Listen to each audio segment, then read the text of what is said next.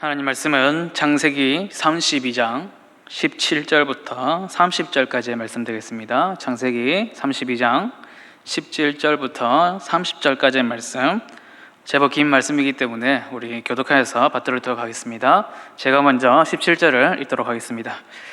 그가 또 앞선 자에게 명령하여 이르되 내 형 에서가 너를 만나 묻기를 내가 누구의 사람이며 어디로 가느냐, 내 앞에 것은 누구의 것이냐 하거든.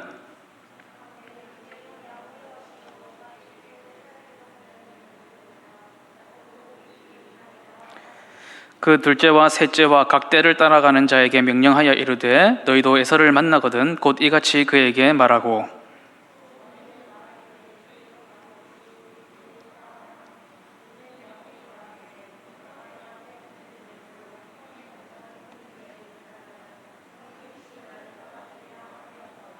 그 예물은 그의 앞서 보내고 그는 무리 가운데서 밤을 지내다가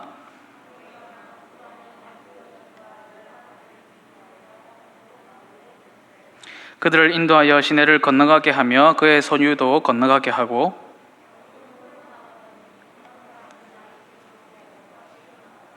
자기가 야곱을 이기지 못함을 보고 그가 야곱의 허벅지 관절을 치매 야곱의 허벅지 관절이 그 사람과 씨름할 때에 어긋났더라.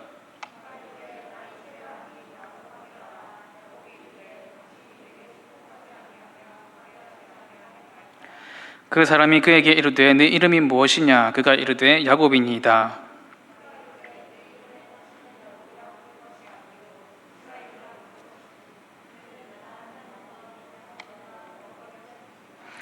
야곱이 청하여 이르되 당신의 이름을 알려주소서. 그 사람이 이르되 어찌하여 내 이름을 묻느냐 하고 거기서 야곱에게 축복한지라. 그러므로 야곱이 그곳 이름을 브니엘이라 하였으니 그가 이르기를 내가 하나님과 대면하여 보았으나 내 생명이 보존되었다 함이더라. 아멘. 하나님은 무소부재하시고 무소불위하십니다. 무슨 말인지 아시죠? 어디든지 계시지 않는 곳이 없고 또 무엇이든지 가능하시다라는 말입니다. 심지어 모든 곳에 편재해 계시기 때문에 어디에까지 계시느냐, 나도 들어가 볼 수 없는 내 마음속에 하나님께서 그곳에도 계신다라는 것입니다. 그런데 예로부터 하나님이 그렇게 가까이 있음에도 불구하고 유대인들도 굳이 동네 바로 옆에 교회가 있는 것도 아니고 저기 멀리 예루살렘에까지 가야지 갈 수 있는 그 성전에 굳이 찾아 올라갔었습니다. 성전에 오르는 찬송이 시편에 따로 있을 정도입니다. 당시에 차가 있는 것도 아니고 또 굉장히 가는 길이 험난했을 것입니다. 농사를 지으면서 그 고된 노동을 이기기 위해서 노동요 이런 노래를 부르면서 그 힘을 내었듯이 이제 성전에 가는 길이 힘들었기 때문에 찬송을 하면서 그렇게 올라갔다라는 것입니다. 그러면 이제 구약 시대의 그 성전 시대도 아니고 예수 그리스도의 시대, 신약 시대, 교회의 시대를 살아가고 있는 우리가 교회에 나오는 이유는 무엇일까? 무엇 때문에 교회에 나올까? 유대인들이 성전을 향해 오르던 이유와 아마 마찬가지일 것입니다. 하나님의 얼굴을 뵙기 원하기 때문이죠. 대면 얘기 많이 하는데 하나님과 대면하기 위해서 교회 가운데 나옵니다. 물론 하나님께서 교회에만 계시는 것도 갇혀 있는 것도 아니고 어디에나 계시지만은 교회를 특별히 세우시고 공동체로 세우신 이유는 바로 이곳에서 너희를 만나 주겠다 하신 하나님의 약속이 또 있기 때문입니다. 예수 그리스도께서 친히 피 흘려서 세우신 이 교회에 우리의 수고와 죄의 문제, 무거운 짐된 문제, 수고하고 무거운 짐진 자들아 다 내게로 오너라 하신 그 말씀에 의지해서 우리가 모든 문제와 수고와 어려움들을 내려놓기 위해서 이곳에 나옵니다. 오늘 찬양 인도하는 그 곡들을 보니까 삶의 문제가 많은 것 같아요. 힘이 많고 어려움이 많고 오늘 말씀을 통해서 귀한 은혜가 있었으면 좋겠습니다. 그럼에도 불구하고 해결된 문제보다는 시간이 지나면 지날수록 더 쌓여만 가는 문제들로 인해서 마음이 무거워질 때가 많이 있습니다. 마치 우리의 삶이라는 것이 매일 누구와 또 매일 어떤 문제들과 끝나지 않는 그런 영원한 씨름을 하고 있다, 그렇게 말해도 과언이 아닐 정도일 것입니다. 씨름의 대상이 가족일 수도 있고 학교, 직장 그런 것이나 사업에 관계된 사람일 수도 있고 돈이나 결혼의 문제, 진로의 문제일 수도 있고 나아가서 교회나 또 나라의 문제일 수도 있습니다. 그러나 우리가 아무리 밤잠을 설치면서 그 문제들과 씨름을 한다고 해도 시원한 답이 나오지 않을 때가 굉장히 많습니다. 예전에 미국에서 한 설문조사를 했는데 그 고민들을 무엇을 고민하는지 이제 체크를 해보니까 80% 이상이 고민해봤자 어쩔 수 없는 문제들, 고민해봤자 달라질 거 없는 문제들, 그냥 고민을 위한 고민들이 80%가 훨씬 넘었다라는 것입니다.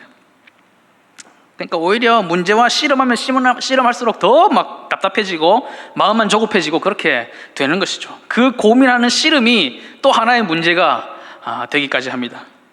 그래서 문득 이렇게 씨름하는 삶을 살다가 갑자기 멈추어서서 멍하니 생각할 수 있는 시간이 생기면 내가 지금 뭐 하고 있는 걸까? 내가 하는 이 씨름이 뭔가 전혀 효율적이지가 않다라는 득도의 경지를 이제 갖게 되는 것이죠. 뭔가 안 되고 있다 지금. 그래서 오늘 씨름 얘기가 나오는 본문의 말씀을 채택해봤는데 야곱의 씨름, 과연 이 씨름은 할 만한 것이었을까? 가치가 있고 효율적인 씨름이었을까? 그리고 그와 씨름해 주신 하나님의 은혜는 또 무엇일까? 라고 보면서 함께 묵상해 보고자 합니다. 이 사건은 야곱의 인생에 있어서 굉장히 분수령이 되는 그런 사건입니다. 단순히 야곱 그 개인의 인생의 뿐만이 아니라 야곱과 에서를 낳았던 이삭과 리브가 그 전체 집안에 있어서도 굉장히 중요한 사건입니다. 야곱의 인생을 한마디로 요약하면 그것은 씨름이라고 할 수가 있습니다. 야곱은 하나님의 축복을 얻기 위해서 또 장자권을 획득하기 위해서 평생 동안 씨름을 해온 사람입니다. 온갖 꾀를 부리고 속임수와 음모로 자기 쌍둥이 형 에서와 씨름을 해왔고, 또 도망가서 외삼촌 라반의 집에 도망가서는 또 그 외삼촌 라반과 씨름을 해왔습니다. 뿐만 아니라 이제 결혼하고 나서 두 아내 라헬과 레아와도 계속해서 씨름을 해야 하는 그런 인생을 살고 있던 사람이었죠. 근데 이 사람은 사실은 태어나기도 전부터 이제 씨름을 하고 있었던 사람입니다. 뱃속에서 씨름을 시작했어요. 태어났을 때 먼저 나오려고 나오고 있는 형의 발목을 붙잡고 나왔습니다. 그런데 결국 늦게 나왔어요. 그래서 다리를 잡는 사람, 발목을 잡는 사람, 태어날 때부터 삿바 싸움을 시작한 사람이 바로 야곱의 모습이라는 것이죠. 형의 발꿈치를 잡고 나왔다고 해서 그 이름이 야곱이 됐습니다. 뿐만 아니라 형의 장자권을 형이 아주 배가 고플 때를 이용해서 형, 내가 팥죽 줄 테니까 장자권 나한테 넘겨, 이렇게 장난스럽게 한마디 던져가지고 그것을 볼모로 장자권을 자기가 차지했다라고 생각을 했습니다. 당시 장자의 축복은 대단했습니다. 다른 자녀들보다 유산도 2배, 무엇이든지 2배였습니다. 이 유산 문제뿐만이 아니라 집안의 장자라는 그 명예가 굉장히 그 당시에는 중요했었습니다. 야곱은 이렇게 생각했을 수도 있죠. 1분? 한 1초? 몇 초? 먼저 나왔다고 해서 형이라고 저렇게 살고 있는 사람이 보면 볼수록 마음에 안 드는 거죠. 배알이 꼴리고 내 인생이 꼬였다. 내가 장자가 될 수 있었는데 이런 생각 때문에 그 장자권에 더 집착을 했었는지도 모릅니다. 어쨌든 이 야곱의 대강 이 가정을 살펴봐도요, 어머니는 둘째 야곱을 좋아합니다. 아버지는 당연히 첫째 장자인 에서를 좋아하고요. 그 둘째는 유산과 그 복을 독차지하기 위해서 어머니와 짜고 술수와 거짓 음모를 꾸미고 있는 가정.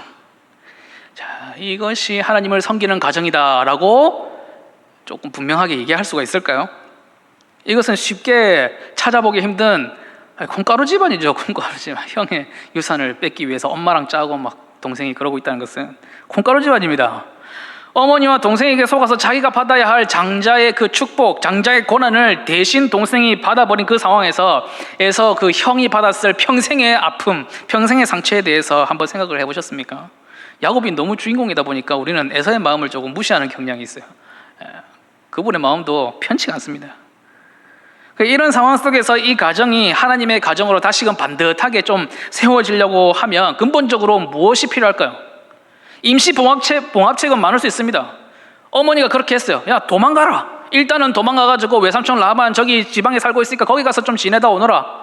임시 봉합책들은 있을 수 있지만 결국 이 가정을 근본적으로 하나님의 가정으로 반듯하게 세울 수 있는 방법은 야곱과 에사가 화해하는 것이죠. 좀 더 정확하게 말하면 야곱이 사죄를 하고 그 다음에 에사가 그것을 받아들이고 용서해 주는 것이 필요합니다. 장차 하나님의 나라를 이뤄가야 할 아브라함의 후손의 가정으로서 그 대보를 이어가야 할 가정으로서 바르게 세워지려면 반드시 그것이 필요하다는 것이죠. 그래서 하나님께서는 집요하게 야곱을 계속해서 추적하시고 따라다니시면서 이 문제를 해결하려고 하십니다. 야곱이 장자의 복을 받은 다음에 기어이 받아냈어요. 받아내고는 복을 받았느냐? 딱 복된 삶을 살았느냐? 절대 그렇지 않습니다. 자신이 원하던 그 탄탄대로의 삶, 대확행의 삶, 그것을 살았느냐? 그렇지 않다는 것이죠. 당장 그 다음날부터 형이 벌써 칼을 들고 죽이겠다고 잡으러 왔습니다. 그래서 야곱은 그 순간부터 집을 떠나서 도망자의 삶을 살 수밖에 없었죠. 그렇게 원하던 장자의 축복을 받았음에도 불구하고 사실 그때부터 야곱의 인생은 막 그냥 고난으로 점철된 인생이었다, 그렇게 보면 틀리지 않습니다. 우리가 아무리 자신의 힘, 내 지혜로 내가 원하는 바를 얻기 위해서 막 속이고 술수를 쓰고 타협하고 그래서 뭔가를 좀 얻었다고 생각하는 그 순간부터 사실은 그때부터 우리 인생이 꼬이기 시작하는 거예요. 내가 쓴 수가, 내가 친 사기가 제대로 들어가가지고 지갑이 두둑해지는 순간, 야, 이거 맛이 좋다라는 생각이 드는 순간 인생이 꼬이기 시작하는 것이죠. 하나님께서 우리의 삶의 진정한 주인이시다라고 한다면 자신이 그 인생을 사는데 그대로 내버려 두시는 주인이라면 그것은 굉장히 문제가 있는 것이잖아요, 그죠? 오히려 내버려 두시는 게 저주가 아니겠습니까?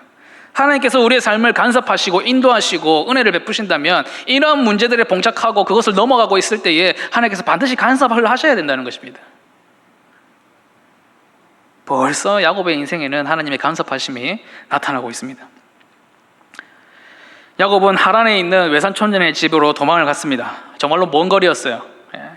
그런데 라반의 집에 도착하자마자 그때부터 야곱은 또 씨름을 해야 됐습니다.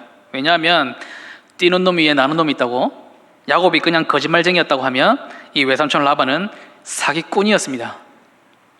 자기 두 딸을 가지고 자신의 외조카인 야곱을 몇 년을 부려먹었냐면 14년을 공짜로 부려먹었어요.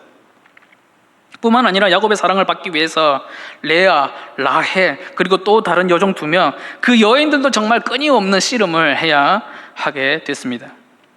물론 라반의 사기와 술술 때문에 착취를 당하고 어려움을 많이 겪은 야곱을 하나님께서 은혜로 바꿔주시죠. 그래서 풍족한 재산을 가질 수 있게 되었고 큰 가족을 이룰 수 있게 되었지만 겉으로 보이는 그런 성공과 평안한 가운데서는 야곱의 피눈물 나는 씨름이 존재하고 있었고 끝까지 아직도 해결하지 못한 근본적인 문제가 그를 붙잡고 있었다는 것입니다.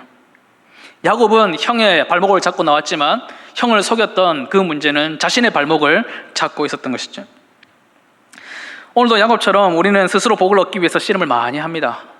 학생은 1등을 하기 위해서, 서로 좋은 대학에 가기 위해서, 좋은 직장에 취업하기 위해서 씨름을 해야 됩니다. 직장에 들어간 사람들은 어떻게 하면 동료를 누르고 먼저 승진할 수 있을까에 대해서 씨름을 해야 됩니다. 드라마에서는 삼각관계에서 누가 그 사랑을 쟁취하는가 씨름합니다. 이처럼 사람들은 자신의 힘으로 돈을 벌기 위해서 씨름하고 인기를 얻기 위해서 씨름하고 권력을 쟁취하기 위해서 씨름합니다. 사람들을 속여서라도, 조금 불법과 편법을 섞어서라도, 남을 짓밟고서라도 남보다는 조금 나은, 형이 받아야 될 것을 내가 받는, 저 사람이 가져야 할 것을 내가 가져야 하는 그런 씨름을 계속해서 하고 있다는 것입니다. 그러나 아무리 우리가 스스로 복을 쟁취하려고 한다고 할지라도, 씨름하고 설령 우리가 그것을 얻었다고 할지라도 행복하지 않을 때가 많다는 것을 압니다. 다시 성경의 이야기로 돌아와서요, 이제 야곱도 20년 동안 타향살이를 청산하고 외삼촌한테 시달릴 만큼 다 시달리고 나서 고향으로 돌아가면서 남부럽지 않은 재력과 여유로운 삶을 누리고 있었지만 그 마음에 또 다른 불안감이 언습하고 있는 것을 볼 수 있습니다. 이제 맞닥뜨려야 하는 20년 동안 저기 장독대에서 묵은지가 된 문제, 지금까지 자신이 이토록 고생을 해야 했던 이유, 형 에서와의 씨름이 끝나지 않았기 때문이죠. 설상가상으로 많은 예물을 준비해가지고 형에게 먼저 아부를 하려고 보냈어요. 형이 내가 보낸 이 재물들을 다 선물이라고 주고 받고 나면 마음이 좀 풀리지 않을까, 그러면 나중에 나를 뒤에 있는 나를 만나게 되면 조금 마음이 풀린 채로 만날 수 있지 않을까, 그렇게 술을 부렸는데, 형을 만나고 와가지고 빨리 돌아와서 보고한다는 소리가 뭐냐면 군대 400명을 이끌고, 군사 400명을 이끌고 자신을 맞이하러 온다는 얘기입니다. 왜 400명이나 끌고 오겠습니까? 어쩌면 야곱을 굉장히 환대하고 호위해주기 위해서 400명을 데리고 오는지도 모릅니다. 그런데 우리는 그렇게 좋게 해석하려고 할 수 있을지 몰라도 야곱만큼은 그렇게 해석할 수가 없어요.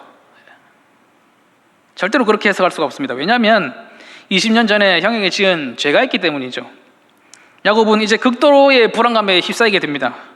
형님이 그때도 당장 나를 죽이려고 하더니 이제 또 가까이 돌아왔다 그러니까 당장 죽이려고 또 달려오나 보다, 400명이나 끌고 오나 보다, 그렇게 생각할 수밖에 없는 것이죠. 그런데 지금은 자신의 목숨만 내놓아야 되는 것이 아니라 가족들의 목숨, 자신이 받았던 모든 복들, 그것을 한꺼번에 날릴 수 있는 위기에 봉착했다라고 생각하게 된 것이죠. 얼마나 마음이 답답했으면 32장 앞부분을 보면 하나님을 붙들고 하나님 저 지켜주셔야 돼요, 저 좀 도와주셔야 됩니다, 열심히 기도를 합니다. 어떻게 보면 야곱이 굉장히 신앙이 좋은 것처럼 보일 수 있어요. 이 상황에서 기도했구나. 그런데 이 기도의 초점이 어디에 맞추어져 있는가를 봐야 됩니다. 그것은 하나님 뜻대로 해주십시오, 하나님 주권에 맡겨드립니다, 이런 기도가 아니라 하나님 저에게 많은 복을 주셨지 않습니까? 복을 지금도 줘야 되지 않겠습니까? 이걸 다 지키고 보존해야 되지 않겠습니까? 그냥 복에 초점이 있는 거예요. 자기가 그토록 형의 것까지 뺏어가며 누렸던 그 복의 초점이 아직도 놓지 못하고 있는 것이죠. 그래서 다시 계획을 철저하게 세웁니다. 예물을 몇 단계로 나누어 가지고 이거 형이 먼저 받고, 두 번째 재물 또 선물 받고, 세 번째 선물 받고 난 다음에야 나를 만날 수 있도록 다 계획을 세웁니다. 밤이 지나고 나서는 밤에 이제 강가에 가서는 이제 아들과 부인들을 먼저 보냅니다. 굉장히 치졸하죠. 자기는 안 가고, 죽을까 봐 안 가고, 아들, 아내들 막 먼저 보냅니다. 어쨌든 다 보내고 야복 강가에 이제 자기 혼자 남게 되었습니다. 언제처럼요?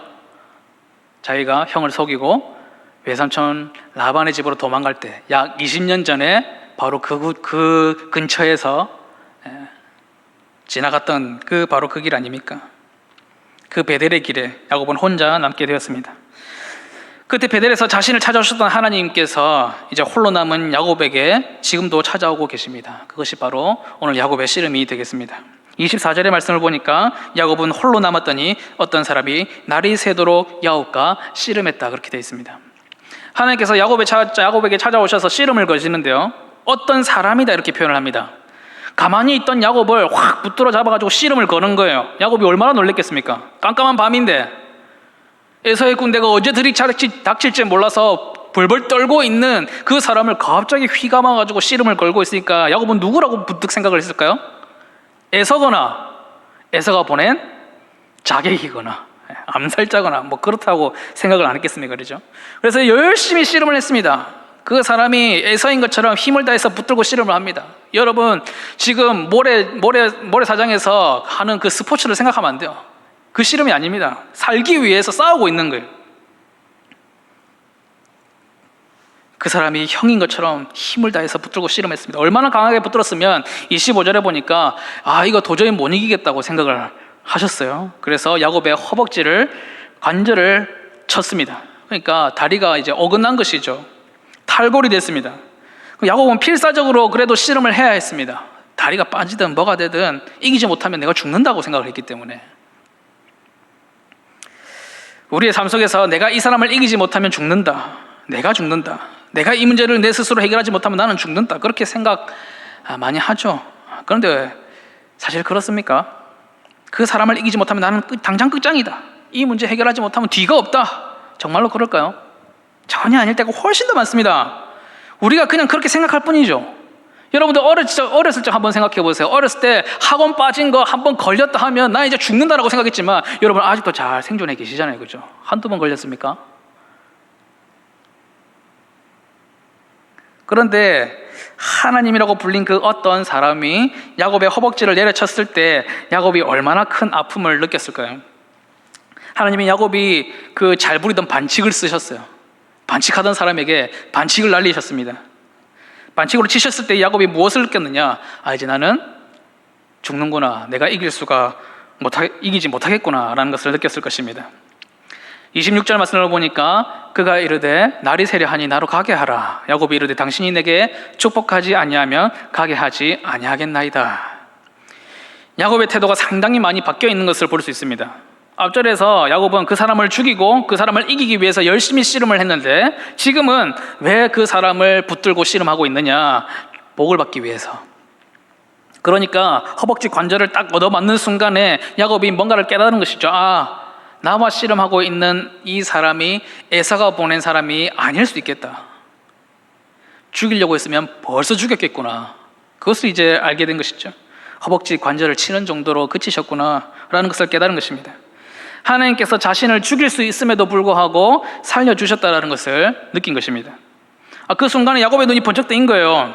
지금 내가 씨름해야 할 대상은 에서나 그의 군대가 아니라 내 인생을 지금이라도 당장 끝내실 수 있는, 그럼에도 불구하고 지금까지 나와 함께 하셔서 내 인생을 끌고 오신 하나님 붙들고 내가 씨름을 해야 되는구나 라는 것을 번뜩 알게 된 것이죠. 이분이 나에게 복을 주시지 않으면 내 인생 끝나는 거구나. 아버지와 형을 속여받은 그런 복의 문제가 아니구나. 그런 것을 이제 생각하게 된 것입니다. 내가 필연적으로 해결해야 했던 에서 그 형과의 씨름에 이겨야만 내 인생이 풀리는 것이 아니라 지금 나를 붙들고 계시는 하나님과의 씨름을 포기하지 않아야만 내 인생이 비로소 해결의 실마리가 보이겠구나라는 것을 알게 된 것이죠. 축복해 주시지 않으면 내가 보내드릴 수 없다. 간절한 기도죠. 이 기도 안에 지금까지 내가 추구해왔던 그런 욕망과 불의한 방식들, 잘못된 씨름의 대상들을 다 버리고 당신만 붙듭니다라는 내용이 다 녹아져 들어가고 있는 것이죠. 우리에게도 이런 순간이 있습니다. 교회는 열심히 다니는데요, 우리가 하나라도 붙들 거 있으면 하나님께 잘 매달리잖아요. 믿을 만한 구석이 하나라도 남아있으면 그저 그냥 하나님 아직 해볼 만하다는 생각이 조금만이라도 들면 하나님 붙들지 않습니다. 신용은 할 수 있겠죠. 열심히 기도도 할 수 있습니다. 그런데 그 초점이 어디 있느냐? 지금까지 내가 얻은 복을 하나님이 잘 지켜주는 지킴이가 되어 주십시오라는 기도가 대부분이 됩니다. 하나님 여기까지 지켜주시고요. 여기까지 지켜주시고 나머지는 내가 알아서 하겠습니다. 이거는 하나님의 뜻대로 하면 안 되거든요. 이건 내 뜻대로 해야 되는 거고, 하나님 뜻대로 하면 이거는 아마 뭐 어디 누구 도와주라든지 누구 줘라든지 뭐 그렇게 될 거니까 이건 내 뜻대로 하고 여기까지는 지켜주세요. 이런, 적나라하게 얘기해서 죄송합니다. 큰 병에 걸리거나 사업이 망하거나 가족이나 친구에게 배신당하거나 모든 것을 쏟아부었던 자식이 나의 기대를 저버리거나 내가 평생 추구하고 의지해왔던 것들이 다 무너져 버렸을 때 비로소 진지하게 하나님을 찾습니다. 허벅지 관절을 쳐서 혼자서는 이제 일어나서 걸을 수도 없는 상태가 되었을 때에 하나님을 알게 됩니다. 그때라도 하나님 알게 되면 다행이죠. 야곱의 많이 꼬여버린 실타래 같은 인생, 그 실마리를 풀기에 얼마나 많은 고난의 시간이 있어야 했는지를 성경에 기록해서 우리에게 알도록 해주신 것은, 교훈을 주셔서 허벅지 관절 부러지기 전에 나의 씨름이 어떤 씨름인지를 생각해보고 큰 깨달음이 있으라고 주신 거예요. 야곱처럼 살라고 주신 것이 아니고 그것을 보면서 깨달음이 있으라는 것이죠. 씨름한다는 자체가 중요한 것이 아니라 어떤 씨름을 하고 있느냐가 중요하다는 것입니다. 여러분 힘든 거 많고 고민도 많고 어려운 것이 많으시죠. 그것은 나에게 씨름이 됩니다. 붙들고 매일 씨름합니다. 그러나 그 씨름을 하고 있다는 것이 중요한 게 아니에요. 띵가띵가 놀면 좋겠는데 나는 왜 내 인생은 맨날 씨름해야 되고 맨날 붙들고 있어야 되고 맨날 안절부절 해야 되고 이러느냐? 씨름하고 있다는 자체가 중요한 게 아니에요. 무슨 씨름이냐고 하는 것이 중요한 것이죠. 에베소서 6장 말씀해 보면 우리의 씨름은 혈과 육을 상대하는 것이 아니다, 그렇게 되어 있습니다. 악한 영들을 상대하기 위한 씨름이다, 그렇게 말씀하시죠. 악한 영들을 상대하는 씨름은 이기기 위한 씨름이고, 하나님을 향하여서는 내가 하나님 절대로 놓지 않겠습니다라는 씨름이 됩니다. 내가 가쁜 숨을 쉬면서 그나마라도 살 수 있는 것은 오직 하나님께서 나에게 은혜를 베푸시기 때문이다. 그것을 끊으면 안 된다라는, 끊을 수 없다는 그 붙드는 매달리는 씨름이죠. 사랑하는 여러분, 하나님과 씨름하시기 바랍니다. 다른 거랑 씨름해서는 답이 안 나와요. 다른 것과 씨름해서는 이길 수가 없습니다. 다른 것과 씨름해서는 그냥 그 씨름으로 끝나는 것입니다. 그러나 하나님을 붙들고 씨름하시기 바랍니다. 혈과 육을 상대하는데 너무 힘 빼지 마세요. 별로 효율적이지 못한 씨름입니다. 진짜 복은 여러분들이 쟁취할 수 있는 것이 아니라 주어지는 것임을 늘 기억하시기 바랍니다. 은혜라는 것은 내가 쟁취하는 것이 아니라 하나님께서 부어주실 때 그냥 받는 것임을 기억하시기 바랍니다. 그래야 해서 엉뚱한 데 힘을 빼기보다는 하나님을 붙들고 하나님과 씨름하는 데에 온 힘과 마음과 진심을 다할 수 있는 저와 여러분이 될 수 있기를 주님의 이름으로 축복합니다. 기도드리겠습니다. 사랑과 은혜가 풍성하신 하나님 아버지, 야곱의 삶을 보니 인생이 다 그러한 듯합니다. 자신의 힘으로, 재능으로, 가진 것으로 어떻게든 남보다 나은 복된 삶을 누리고자 하며 그것도 안 되면 불법과 편법과 속임수까지 부리려고 하는 연약한 인생들입니다. 그러나 그러한 길에는 그저 고통과 불안과 죄의 짐뿐임을 늘 보게 됩니다. 그러니 끝이 없는 욕심으로 갈 수 있는, 끝이 없는 욕심으로 같은 실수를 반복하는 그런 인생들을 불쌍히 여겨주시고, 우리는 주께서 주신 이 교훈과 말씀을 잘 배워서 그 곧 썩어질 것들과 씨름하지 않게 하여 주시고, 복과 평안의 진정한 주인 되시는 하나님을 붙들게 하여 주시옵소서. 내가 만들어내는 것이 아니라 하나님으로부터 주어지는 것이 바로 진정한 복임을 고백하며 체험하며 누리며 사는 삶이 되게 하여 주시옵소서. 주 예수 그리스도의 이름으로 간절히 기도드리옵나이다. 아멘.